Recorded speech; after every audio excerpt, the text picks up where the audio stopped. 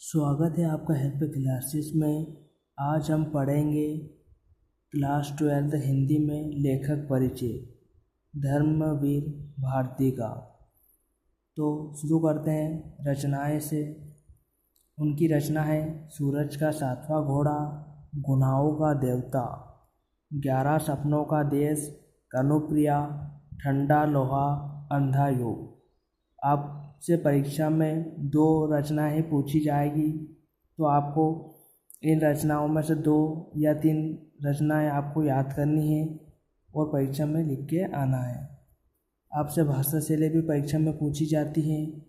भाषा शैली पढ़ते हैं उनकी भाषा शैली किस प्रकार की थी।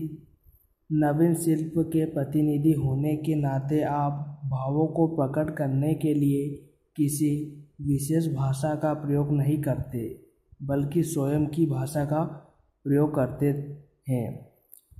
वे स्वयं की भाषा का प्रयोग करते हैं। आपकी भाषा में सरलता, उनकी भाषा बहुत ही सरल, सहज, सजीवता व आत्मीयता का, उनकी भाषा में आत्मीयता इनका भाव है। ऐसा आपको लिखना है भाषा शैली में। आपको वही लिखना है भाषा शैली में कि उनकी किस प्रकार की भाषा शैली थी। ऐसा इसी कारण आपकी भाषा बोलचाल की खड़ी बोली है। आपकी भाषा में संस्कृत, देशज, उर्दू, अंग्रेजी व तद्भव शब्दों का प्रयोग देखने को मिलता है। आपके साहित्य में मुहावरों व लोकोक्तियों के प्रयोग से भाषा में गति व बोधगम्यता आ गई है। धर्मवीर भारती जी ने अपने साहित्य में वर्णनात्मक शैली, विवेचनात्मक शैली, मनोवैज्ञानिक शैली, भाषात्मक शैली, भावात्मक शैली, चित्रात्मक शैली तथा हास्य व्यंग्यपूर्ण प्रतीकात्मक शैली का सहज तरीके से प्रयोग किया है।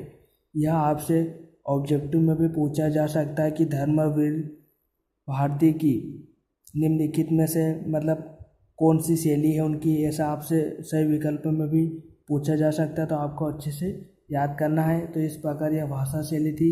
अब हम आगे बढ़ते हैं साहित्य में स्थान की ओर।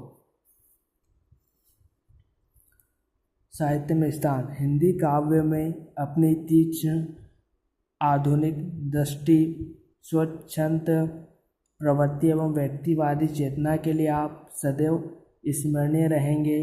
आप अद्वितीय कवि होने के साथ साथ कथाकार, निबंधकार, एकांकीकार, आलोचक और निरक्षीर विवेकी संपादक थे। आपने साहित्य जगत को एक से बढ़कर एक रचनाएं प्रदान की। आपकी रचनाओं के लिए हिंदी साहित्य सदैव ऋणी रहेगा। तो यह था धर्मवीर भारती जी का।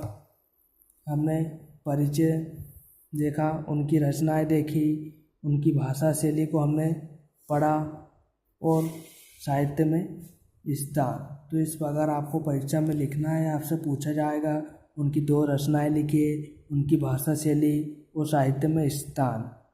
तो आज की वीडियो में इतना ही। धन्यवाद।